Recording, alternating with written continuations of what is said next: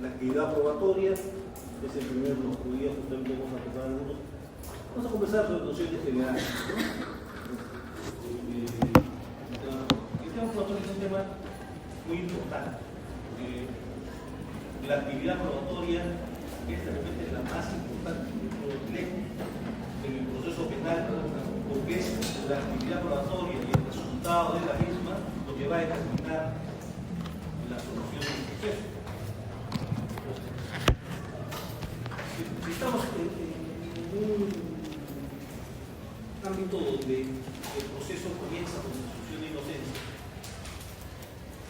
y para poder establecer culpabilidad y condenar a una persona, tiene que probarse su culpabilidad, tiene que quebrarse la presunción de inocencia. Y la presunción de inocencia tiene una virtualidad que solo se puede quebrar con prueba, no de otra manera.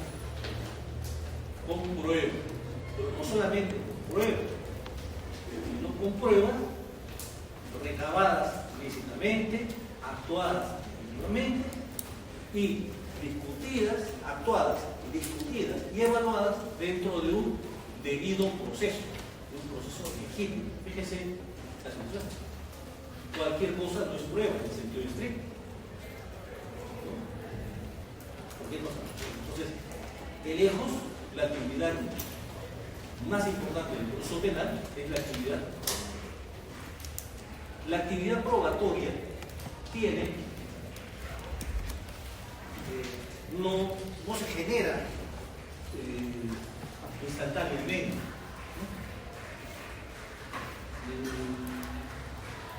La actividad probatoria es básicamente la identificación de la prueba, implica que previamente ha habido una investigación. El proceso tiene una actividad genérica, que es la actividad de incorporación de información. Al proceso se incorpora información. Inicialmente esa información se incorpora a través de una actividad de investigación. La actividad de investigación es una actividad que no la podemos homologar a la actividad probatoria, pero es indispensable para que se pueda ubicar la prueba. Se recaba toda la información a través de una actividad investigatoria, regulada también legalmente, con estándares de debido proceso, donde no interviene el juez no interviene en la investigación del proceso penal moderno, no interviene. El juez controla desde afuera la investigación. Ya ustedes lo sabrán por sus discursos de los alumnos, ¿cierto? La asignación de roles. El fiscal dirige la investigación, el fiscal decide la formalización, el fiscal participa directamente en la actividad de recabar información. Después es la actividad de investigación. ¿Correcto? Pero eso no es prueba. Luego que concluye la investigación, como nos habrá por su curso de procesal 1, pues el fiscal hace una evaluación. Evalúa toda esa información recabada a través de declaraciones, documentos, filmaciones, prueba personal, además de las declaraciones, ¿no? Prueba científica, ¿no? Actuaciones de prueba científica, y con todo esto evalúa si es que tiene elementos suficientes para llevar la causa a juicio. No es que todo lo tiene que llevar a juicio. Lo que investiga, recoge la información, la sistematiza, la evalúa. Si él considera que tiene una causa probable,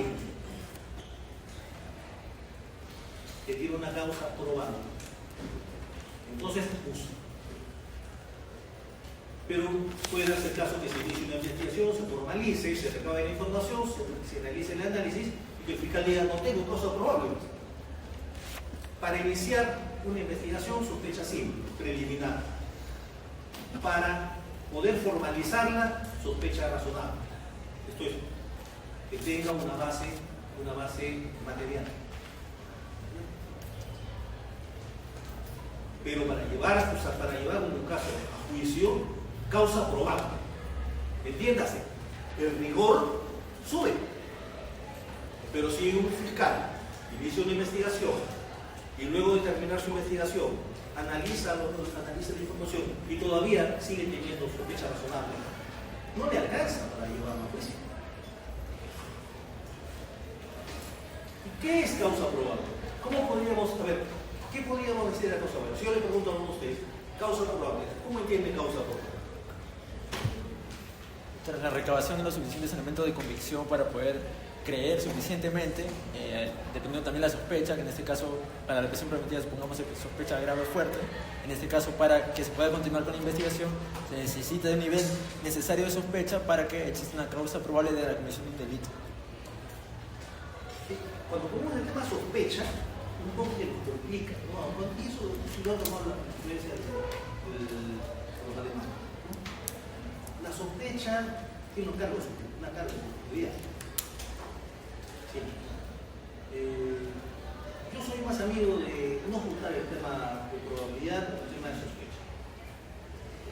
No juntar. La sospecha juega muy bien para poder identificar qué nivel de conocimiento, qué nivel de persuasión sobre que los hechos se pudieron producir, como se denuncia, puede tener fiscal.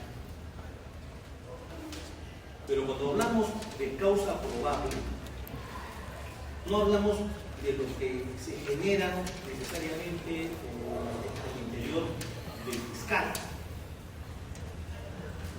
¿Por qué? Porque la sospecha simple debe ser una sospecha propia del fiscal. ¿Por qué? Porque luego va a decidir o va a generar una decisión que es propiamente fiscal. Abrir una indagatoria o una investigación preliminar, ¿cierto? Y luego, cuando ya realizó la investigación preliminar, su segunda evaluación, si esa sospecha simple escaló y es una sospecha razonable. La sospecha fuerte sí juega para efectos ya no del tema de investigación propiamente dicho, sino para efectos de la actividad de aseguramiento personal. Por ejemplo, para decidir el fiscal primero, para proponer, para requerir una medida administrativa fuerte o grave, requiere que esa sospecha razonable no sea cualquier sospecha, no sea la sospecha razonable que me sirve para formalizar, sino que tiene que ser algo más. Tiene que ser una sospecha fuerte. Solo si es una sospecha fuerte puede permitir sobre ello y sumarle más peligro procesal un requerimiento de prisión preventiva. Si no hay una sospecha fuerte, ese término de sospecha fuerte nos puede servir para diferenciarnos de la simple sospecha razonable. Sospecha razonable es un estándar y eso te permite al fiscal y permite formalizar. Esto es, en términos más cristianos, abrir el proceso. Pero luego, cuando nosotros estamos ante la disyuntiva de qué medida vamos a solicitar, pues primero tenemos que ver si hay peligro grave. Lo primero que el fiscal debe evaluar para requerir una medida grave, ¿qué es lo que debe hacer? Debe tener bien claro que estamos frente a una situación de grave peligro procesal. Entonces, luego de eso debe evaluar los otros elementos, que son los elementos que dotan de razonabilidad al procedimiento. Tiene que haber sospecha grave. Entonces, los elementos iniciales que tengo deben ser graves, superiores a lo que necesito solo para formalizar la investigación. Entonces, para eso juegan lo de sospecha grave. Pero el juicio de probabilidad tiene que ver no con lo que la prueba produce en el fiscal, no lo que esa información produce en el fiscal. Si la prueba es, si la sospecha es razonable, eso es un juicio del fiscal. Entonces tiene que formarse ese sentimiento en el fiscal. O el nivel de conocimiento del fiscal debe elevarse a ese rango de prueba de sospecha razonable.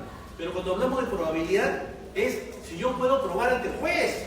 En otras palabras, con esto podría yo convencer a un jurado, a un juez o a un colegiado de 3 jueces. Porque de eso se trata. Porque cuando hablamos de un juicio, hablamos de una etapa donde se va a ir a probar y a debatir. Y a debatir sobre lo que se está probando. A realizar pruebas, a actuar pruebas, y luego a debatir sobre las pruebas. Y el fiscal lleva los casos a juicio cuando considera que con lo que tiene puede convencer a los. Porque de eso se trata. Entonces, si el juicio es para probar y lo que tengo yo no sirve, pues yo me doy cuenta que con eso no puedo. ¿Es posible que la persona sea culpable? Es posible. Pero eso que es una sospecha razonable. Ya el momento de la sospecha razonable pasó. Esa disyuntiva la resuelves cuando estás de cara a formalizas o no. Porque si no tienes sospecha razonable, te archivas directamente como fiscal. Y eso es importante, porque me dio por las ramas, no que me dio por las ramas, porque yo quiero marcar la diferencia. La actividad de recojo de información en el proceso se da desde el inicio, desde la noticia de crímenes. Tiene que comenzar a recogerse información. En algunos casos, la policía directamente, desde que se toma conocimiento del tema, tiene que trabajar la escena del crimen, comunica al fiscal, a veces no se puede esperar al fiscal para recoger evidencia material de la zona del crimen. Entonces, desde ahí comienza el tema de información, recojo de información, elementos que nos puedan dar información de lo que pasó, y vincular a las personas que eventualmente habían participado. Pero no confundir, no todo es prueba. Ahora, coloquialmente, la gente dice, no es prueba. Y es que es el tema que el término prueba es un término polisémico. Siempre está vinculado con comprobación, la prueba. Uno va a sacar una prueba de sangre, ¿para qué? Para ver si tengo triglicéridos, para ver si estoy diabético, ¿no? Pero incluso en lo coloquial, el tema prueba está vinculado con información, con conocer algo. Entonces el proceso se trata de conocer, porque el juez no ha estado en la escena del crimen. Y si el juez, a quien le tocaría eventualmente conocer los casos, fue testigo, no puede ser juez. ¿No? Imagínense que ocurre algo en un lugar y en ese lugar está el juez, un juez. Y él es testigo. Luego, a los días llega al conocimiento de su juzgado esa causa. ¿Puede ver? No, ya está contaminado ese testigo. Si el juez es testigo, no, el juez tiene otro rol. Entonces es información, y es una información de quienes no conocen. El fiscal no conoce su lugar, porque si el fiscal pudiera estar en un lugar, tampoco podría ser fiscal en esa causa. Entonces, actividad de conocimiento, todo es para conocer. Recojo de información. Pero una cosa es recoger información de cara a una investigación. No conozco nada, tengo solamente la denuncia, tengo la primera información policial, o solamente tengo los resultados, por ejemplo, de un registro personal, un registro vehicular, por ejemplo, ¿no? Tengo los resultados, pero no sé más, no sé de qué se trata, es una banda, este tema es dos personas que decidieron robar, es una organización, cuáles fueron los móviles, qué más hay detrás, ¿no? Hay muchas respuestas, hay muchas preguntas que responder. ¿Esto por qué? La misma ley establece al fiscal como obligación que para poder formalizar tiene que estar clara la cosa. Entonces hay los hechos que se hayan producido sobre el cuadro de fondo. ¿Para qué? Para determinar si hay acción penal vigente o no. Que los hechos sean seguidos, debe conocer bien todas las circunstancias que rodean los hechos, para determinar si es delito o no, y qué delito es. Que haya una persona a quien se le pueda razonablemente y basado en elementos objetivos atribuir la participación de sus hechos. No basta que ya le han dicho, no, tiene que haber elementos que por lo menos lo sitúen en el lugar, porque se permitan establecer que tenían móviles, ¿no? Todo eso requiere información y una necesidad de investigar. Pero luego, al momento de juzgamiento, ya no se investiga. En el juicio no se va a descubrir nada. No hay descubrimiento, porque toda la investigación se realizó. Todo el producto de la investigación está en la carpeta fiscal. ¿De dónde sale la prueba? Justamente de esa información. Si el fiscal considera que tiene causa probable, entonces va a escoger de todos los testigos que fueron a declarar, de todas las pericias que se realizaron en la investigación, de todos los documentos que ingresaron, de toda la información que ingresó, escogerá las que abonan en favor de su tesis. Eso es, abonan en favor de la culpabilidad del imputado. Eventualmente, la defensa también buscará entre la información recabada en la investigación para recoger, llamar a los testigos de repente que no estuvieron tan claros. Por ejemplo, hay 4 testigos que sí dicen que fue, que fue así, pero hay 2 testigos que yo no lo vi. No, yo creo que era más grande, que entró a robar. No, yo no le vi la pistola, no. Por ejemplo, esos testigos indecisos. ¿Quién va a presentar al testigo indeciso? ¿Fiscal? No, pero lo puede presentar la defensa. ¿Qué quiero decir con eso? Que el producto de la investigación luego va a permitir que las partes escojan de ese arsenal, para hablar en términos militares, las armas que les sirven a cada uno para hacer triunfar su pretensión, su postura.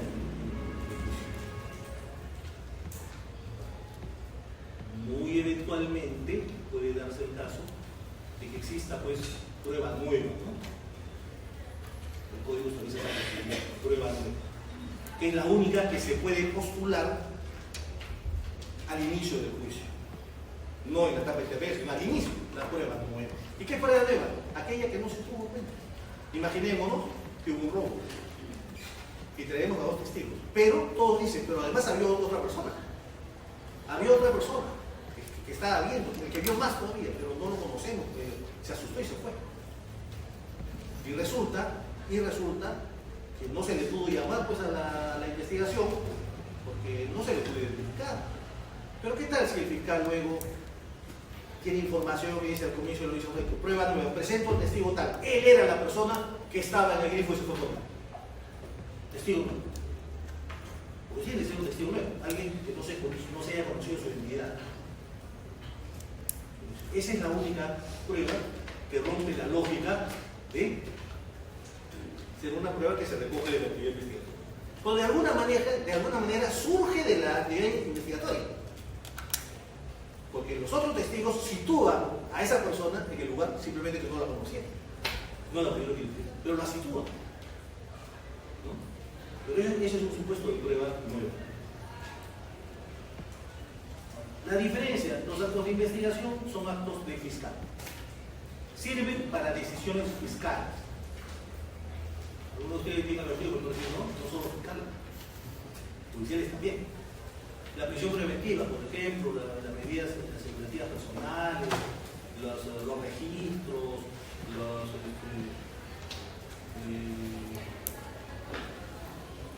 una serie de restricciones de derechos requieren el juez haga una evaluación de la información que hay, a ver si es razonable o no invadir o afectar derechos fundamentales. Si no tenemos elementos fuertes, no podemos ver perspectiva. Si no tenemos mayor elementos que vinculen, tampoco podríamos meternos a hacer una vigilancia, una intervención de comunicación. Entonces, sí sirve para casos, para decisiones que antes se llamaban interlocutorias, que no son las definitivas, son decisiones que se toman dentro del desarrollo del proceso interlocutorio. Pues hay una gran diferencia. Y la gran diferencia es que mientras que los actos de investigación, pues esa información es el que se recaba durante el proceso, si el fiscal van a fundar decisiones fiscales, la actividad probatoria dice vamos. Así es.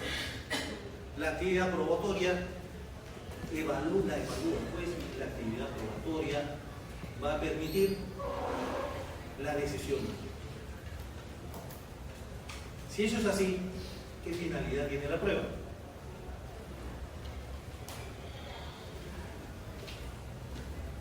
¿Qué finalidad tiene la prueba? A ver, alguien que nos toca.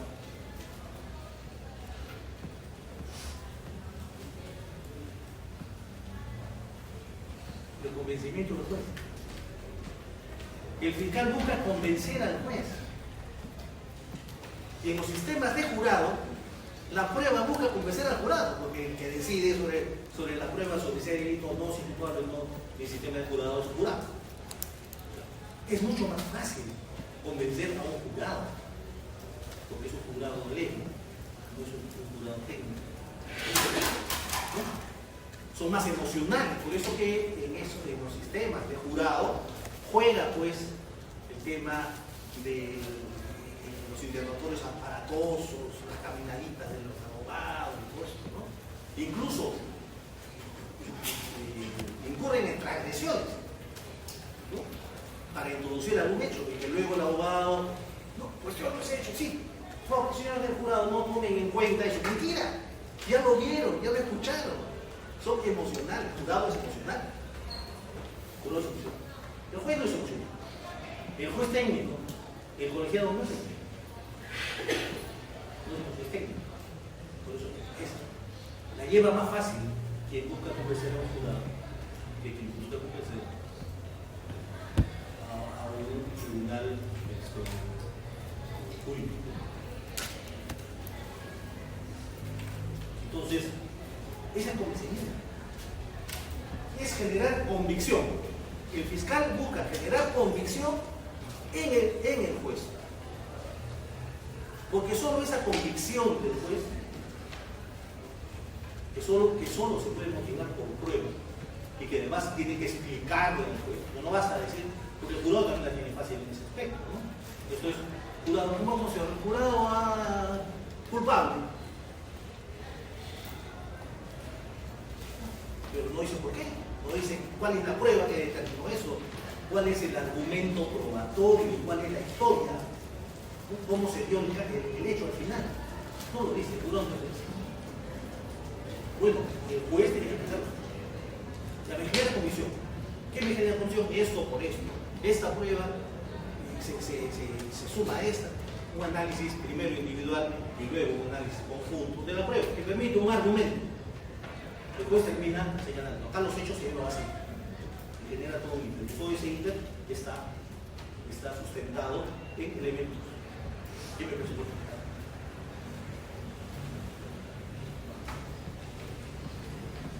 Pero se requiere convicción, de tal manera que la defensa puede triunfar, simplemente generando dudas. Si, por ejemplo, hay elementos de prueba que pueden generar en el juez, pues, a los hechos pueden haberse producido así. Si yo miro estos elementos, esta prueba que se ha hecho. Pero tenemos, por otro lado, esta otra prueba que pone en cuestión esta situación. Entonces, tenemos por un lado que Que si yo miro solo esto, condeno. Pero si yo miro esto, ya no puedo condenar porque me genero duda. Esa es la duda razonable. Si hay duda razonable, no se puede condenar. Y no es un tema de números, ¿no? Porque algunos pueden decir, no, pero hay 5 testigos que dicen que fue. Y hay 2 testigos que dicen que no fue, que no podía haber sido. Hay 2 dictámenes periciales que lo ubican en la sede. Hay uno que no lo ubica. No es un tema de suma, es un tema de qué impacta. Pueden haber 2 testigos, 3 testigos, puede haber un testigo mucho más fuerte. ¿Qué explica más? ¿No? Porque en algún momento de la historia del proceso y de la historia de la prueba, pues el tema de sumas y restas. ¿Recuerdan en qué sistema? ¿Cuál de los sistemas de la prueba estaba haciendo también? Y con eso, por cierto, nosotros. Inquisitivo. En el inquisitivo. Un montón de reglas, ¿no? La declaración de un varón solamente podía contrarrestarse con la declaración de dos mujeres. Si el varón era cristiano y había una declaración de otro varón cristiano, esa valía la mitad. La declaración de mujeres no cristianas no valía nada. La declaración de los esclavos no valía.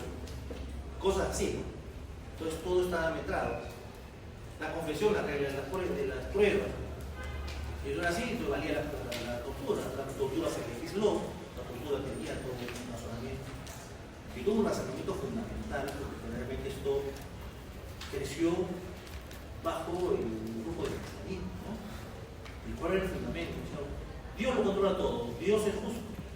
De tal manera que si nosotros le sometemos a tortura al inocente, pues Dios, que es justo, va a hacer que él soporte la tortura. Y soportando la tortura va a hacer vivir su inocencia. Eso es falso, ¿no? Eso es falso. Era una tortura terrible, a la primera de bastos se quebraba la persona y a veces se moría. En plena tortura, no terminaba habiendo terminado el juicio y moría. Pero había un fundamento, ¿sí? Siempre trataba de crear un fundamento. Pero no es un tema de sumas y restas, es un tema de contundencia de la información. ¿Cuál es la contundencia de la actuación?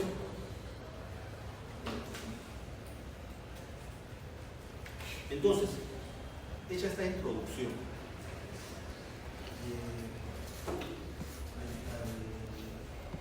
el bloque temático de la unidad probatoria, como dije, es el más amplio. Vamos a trabajar ahí temas conceptuales al comienzo, que son importantes luego para poder entenderlo demás, y la investigación, las actuaciones de investigación, las reglas de la investigación, las actuaciones especiales de investigación, y luego la actividad probatoria propiamente. Es el primer bloque. Luego tenemos un segundo bloque, que es el bloque de la impugnación, actividad impugnatoria. Actividad probatoria, el primer bloque más amplio. Segundo bloque, la actividad impugnatoria. Ha habido cambios. Vemos esto desde la perspectiva del código anterior. Hoy tenemos una regulación de la actividad impugnatoria sumamente moderna. Se ha incorporado el recurso casacional, se ha uniformizado el uso de los medios impugnatorios. Algunos paradigmas, ¿no?, han cedido con el tema de la famosa condena del absuelto. El paradigma penal hasta antes de la reforma esta última era que la persona que había sido absuelta, si el juez revisor, entonces el que conoce la apelación, no está de acuerdo con la solución, lo único que podría hacer es anular la condena y disponer que se realice un nuevo juicio por otro juez. Hoy no, hoy tenemos se ha diseñado una instancia de apelación, donde el proceso central es el pequeño juicio de apelación, de tal manera que mediando prueba, actuación probatoria, sí se justifica la posibilidad de que aquella persona que fue mal absuelta, luego de realizarse prueba en el juicio de apelación, pueda ser revocada su absolución y reformada por una condena. ¿No? Inicialmente el código tuvo un problema ahí que no avisó, oye, ¿qué recurso ordinario tengo para esa condena? Porque esa es la primera condena, no es segunda condena. Primera instancia lo observa, segunda instancia con razón y con prueba lo condena. Tiene derecho a un recurso ordinario, fácil acceso. El código se olvidó de eso. Hay una reforma legislativa donde se hace establecido que en la Corte Suprema se incorpora como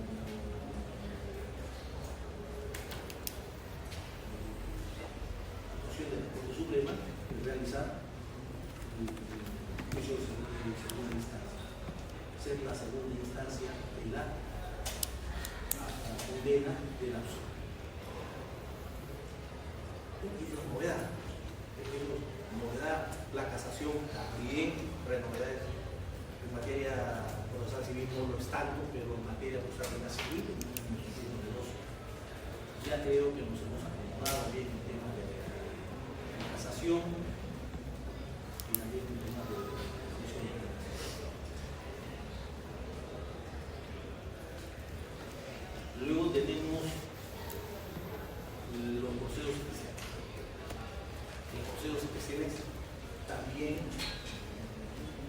novedosos en el nuevo modelo, aunque no tanto porque algunos de ellos, como el proceso de terminación anticipada, fue una vigencia de legislación complementaria al código viejo, mucho antes del 2004. De todas maneras, vamos a tratar con especial énfasis los procesos de simplificación del procedimiento penal, aquellos que permiten reducir los tiempos de proceso, muy particularmente aquellos que permiten el adelantamiento penal, esto es, condenas anticipadas. Tenemos el proceso de condenación anticipada, que permite sentencias anticipadas. Entonces, no llegar hasta el juicio mediando el pedido del mismo procesado, una negociación con el fiscal, con el jurídico, puede convenir con la condena. Es muy importante el diseño de nuestro proceso de condenación anticipada al criterio, es cuando a lo mejor el diseño supera otras pruebas en Latinoamérica. No tenemos solo el proceso de condenación anticipada, tenemos también la contribución anticipada de juzgamiento. Entonces, esta fórmula de simplificación se insertan también en el ramaje, en el procedimiento del proceso común. No necesitan de un proceso especial. Estos procesos simplificatorios son especiales. Los procesos, por ejemplo, la conclusión anticipada del juzgamiento se inserta en la trama del proceso. Entonces, luego de que el fiscal presenta la acusación en el juicio oral, se le pregunta al imputado si se considera inocente o culpable. Si él se considera culpable, se le explica que hay una institución que se llama la conclusión anticipada del juzgamiento que permite que pueda acogerse. Y hay dos figuras. Puede acogerse a los términos de la acusación, ¿no? a allanarse plenamente a los términos de la acusación. Puede acogerse con la posibilidad de abrir un pequeño debate sobre la pena, o puede negociar la pena con el fiscal. Sí, para acogerme previamente quiero conversar con el fiscal. Se produce la conversación y se pone de acuerdo. Con respecto al proyecto de pensión anticipada, eso tiene un plus.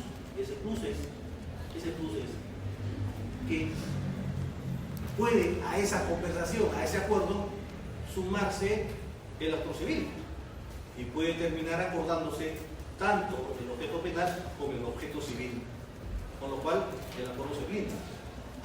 Totalmente blindado esa sentencia, no hay ninguna. ¿Por qué eso? ¿Por qué? Como muchos dicen, sí, pero de todas maneras hay un límite. No dice que lo que puede quebrar la presunción de inocencia es la prueba, que no se actúa prueba. El proceso de determinación anticipada no se actúa prueba. Estamos en el método de investigación. Y en la conclusión anticipada o conformidad, que también se llama así por licencias de España, conformidad, tampoco, porque ese acuerdo de conformidad se produce antes que comience la actuación de la prueba en el juicio. Entonces, solo se escuchó la acusación, el otro se acercó, conversó y dijo, me avengo, yo me acojo. Acuerdo. Y se suma al acuerdo civil, cerrado el acuerdo, todo cerrado. Todo contento, todo feliz. Un riesgo pequeño. No hay prueba. Pero una cosa es llevar obligado a alguien a un proceso simplificado, con recortes, un proceso donde te van a condenar sin juicio, o un proceso donde te van a hacer el juicio pero no vas a tener investigación, por sus inmediatos, por ejemplo. Vas a tener investigación, no vas a tener de dónde agarrarte, de dónde vas a sacar la prueba, la contraprueba, ¿no? Y un riesgo, si está mal evaluado, puede haber impunidad. Pero si llegas a juicio evaluando mal, no inmediato, de repente no tienes elementos con que probar y el juicio contamina. ¿No? Entonces es dudoso. Bueno, es preferible, pues al menos se ha llegado a establecer que no quebranta la Constitución el hecho de que haya un acuerdo. ¿Por qué? Porque lo que está prohibido es obligar a las personas a autoinculparse, ¿no? La cláusula de no incriminación. Para comenzar, en el proceso penal, el imputado tiene plena libertad de declaración. Puede optar por no declararte, da su nombre, su apellido. O sea, la verdad es que yo voy a optar como estrategia defensiva por el silencio. No voy a contestar preguntas. Que el fiscal haga su trabajo, ¿por qué lo voy a imitar? No deja de tener sentido. Yo tengo una presunción de inocencia. Mientras mi presunción de inocencia esté frente a mí, no me llega a acabar. No me vas a poder condenar. ¿Cómo me podría condenar si tienes información? Búscala. ¿Por qué la hoja se equivoca? Sí, yo estoy defendiendo mi presunción de inocencia. Y eso es lo razonable. Bueno, muchas personas que comienzan con decir mi estrategia es no contestar, cuando comienzan a ver que las cosas se le van poniendo feas, pues en un momento dicen, no, yo quiero hacer uso del derecho a declarar. Ya ha pasado un caso muy importante, ¿no? Un caso de terrorismo fuerte, donde la persona que estaba siendo juzgada, una vez seguida, tiene derecho a presunción de inocencia, después de mitad del juicio comenzó a declarar. No porque se le pusieron feas las cosas, sino porque se le pusieron mejor de lo que pensaba. Para reforzar entonces eso es posible también, libertad. Esa libertad va desde no confesar, mentir sin ninguna sanción procesal ni penal. ¿No? Y autoinculparse. No está prohibido autoinculparse. La confesión sigue siendo una institución. Que no regla, pues, ¿no? Tiene que ser una confesión de una persona que está en sus facultades, voluntaria, ¿sí? Entonces, no motivada, no obligada. Entonces, el hecho que la persona diga, sí, yo soy culpable. Entonces, desde esa perspectiva, soy culpable, yo puedo dar información de dónde están las cosas. No, yo soy culpable de la sala. No le creo, de repente hasta no, fíjense, vayan a tal sitio, está la yo le puedo decir. Van y encuentran. Una confesión calificada. Incluso la confesión es voluntaria. Y en los procesos especiales, si hay confesión calificada, se suman a las modificaciones procesales, que son reducciones de pena, una producción que puede ser hasta de 1/3 por confesión calificada. Hasta. Ahora, no todas las prestaciones de cargos merecen una modificación.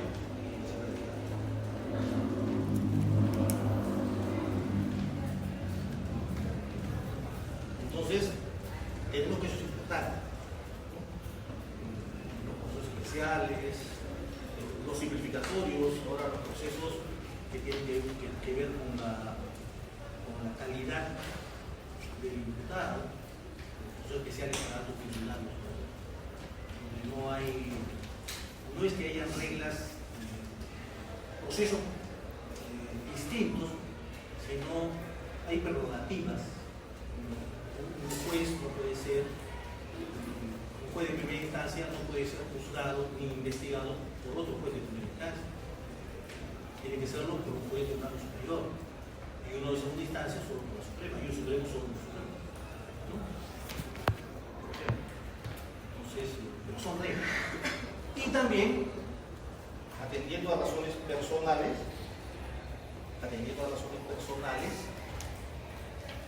del imputado.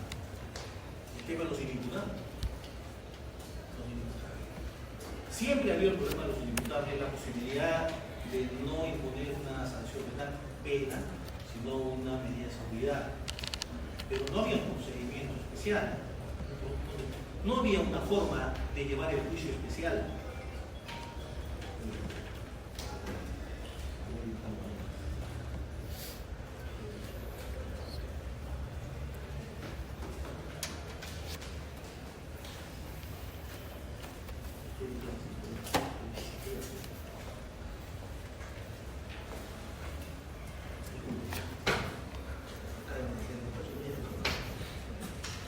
Le decía,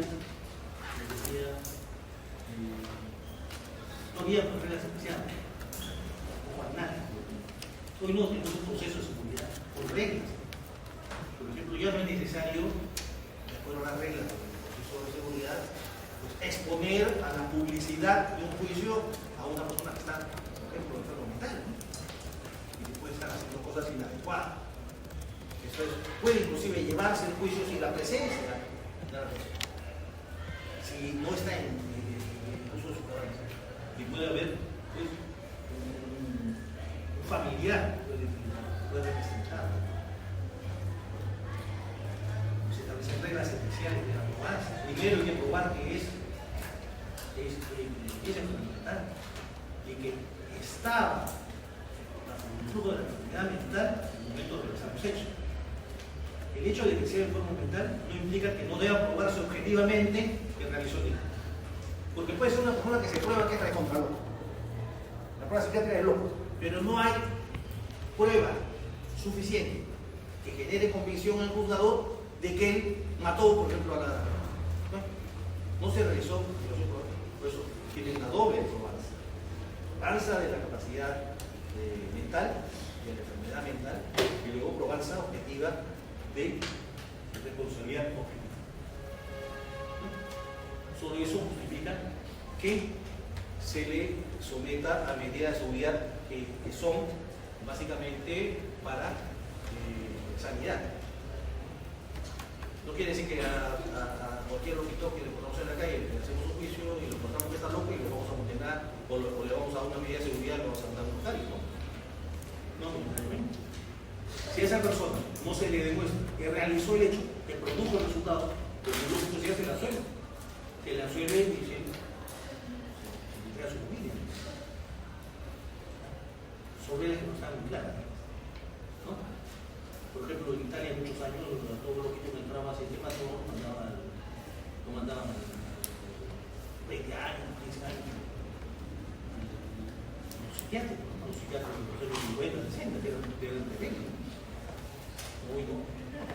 Muy lamentable que sea, si no se demuestra con prueba que genere convicción al juez, pues se le fue.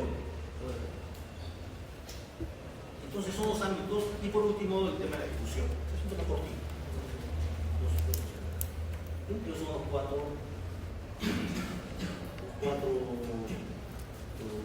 bloques. Muy resumidamente, hemos trabajado en nociones generales de prueba, la evaluación, una prueba, un examen parcial, un examen final, también vamos a tener prácticas. Nosotros estamos comenzando y afinando el tema de la prioridad, que tiene que incrementar la participación y generalizar la participación de todos los alumnos en simulaciones de actuaciones clínicas. Se ha estado haciendo, pero como tenemos más de 100 alumnos, y desde luego de la certificación es posible que tengamos un cronómetro que pudimos haber pasado, ¿no? Entonces, vamos a tener que implementar todas las participaciones del siguiente. Porque si dejamos todo para los finales, a veces terminamos que hay solamente 2 o 3 grupos que pueden hacerlas. Realmente no es justo. Creo que vamos a generalizar. Todos van a tener que tener un parse de grupos. Vamos a dar nosotros temas, vamos a darle con libertad para que ustedes puedan coger, explicar lo que vieron en un expediente o simplemente armar ustedes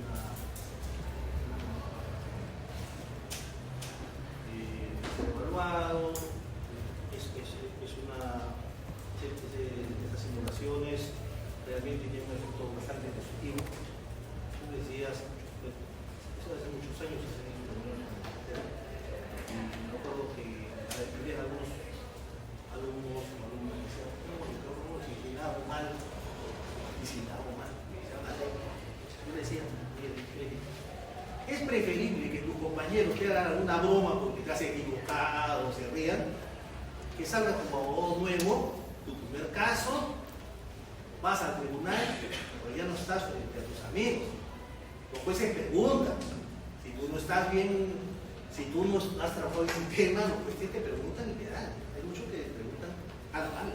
Y segundo, si no haces mal, vas a tener un cliente que te pagó y te va a reclamar, y te va a buscar hasta tu casa. Entonces, ¿qué es preferible? ¿Que fallemos acá? Claro, como los médicos, no es preferible que hagan su operación con datos, es preferible que trabajen con cadáveres, a que no hayan hecho esto nunca y que de frente tengan un apéndice y de frente matan a la persona. Guardando las distancias, pero es así. Para eso sirven ese tipo de prácticas activas, ¿no? Para eso sirve también el tema de la eso estamos viéndolo y de compatibilizarlo con el nuevo sílabus que hemos creado. Queremos tenerlo 15 días. 2 evaluaciones y estamos viendo la posibilidad de mantener lo que siempre hacíamos con relación a la bonificación. Los alumnos que tengan una nota alta en el primer examen, en el parcial, pueden exonerarse con esa nota del final. ¿No? Eventualmente eso lo mantenemos, vamos a ver hasta qué punto eso compatibiliza con el mismo ciclo. Esperamos que sí.